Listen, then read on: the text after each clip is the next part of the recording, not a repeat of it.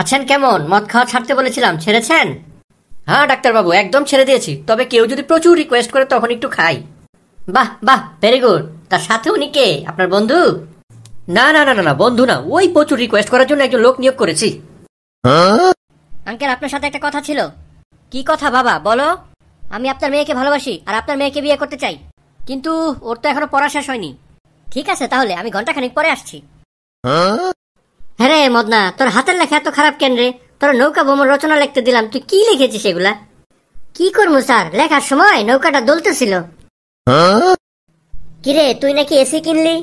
হ্যাঁ, মাসে 5,000 টাকা ইএমআই দিয়ে কিনে নিলাম। কিন্তু তোর তো কোনো কাজ কাম নাই, ইএমআই দিবি কি করে? আরে ইএমআই কে দিব? 3 মাস পর্যন্ত না দিলে ওরা এমনিতে এসি খুলে নিয়ে যাবো, ততদিনে তো শীতকাল চলে আসবো। হ্যাঁ মদনা, তুই বল, সে কাপড় ধুয়েছে আর তাকে বাধ্য হয়ে কাপড় ধুতে হয়েছে, এই দুই বাক্যের মধ্যে পার্থক্য কি? স্যার, সে কাপড় ধুয়েছে মানে সে অবিবাহিত, আর সে বাধ্য হয়ে কাপড় ধুয়েছে মানে সে বিবাহিত। কি ব্যাপার? এটা তো লেডি সিট, আপনি লেডি সিটে বসে আছেন কেন? সরি ম্যাডাম, আমার ফেসবুক আইডি নাম অ্যাঞ্জেল প্রিয়া। দোস্ত, মানবতা আর রাজনীতি এই দুটার মধ্যে পার্থক্য কি রে? পার্থক্য শুনতে চাস? শোন তাইলে। মনে কর আমি নিজে অর্ধেক চা খাইলাম আর পাউরুটির অর্ধেক চা খাইলাম, এটা হলো মানবতা। আর রাজনীতি? এরপর আমি পাউরুটিটা খেয়ে ফেললাম, এইটাই মামা রাজনীতি।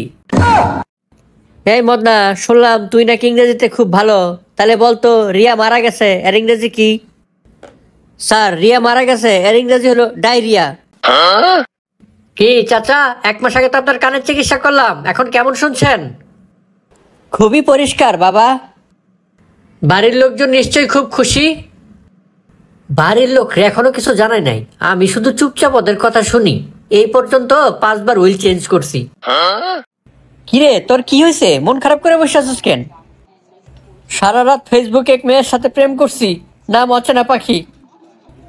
তো এটা তো মন খারাপের কি হইলো? সকালে খবর নিয়ে দেখি পাশের বাড়ির কাকি। ভাইয়া, আপনি কি সিঙ্গেল?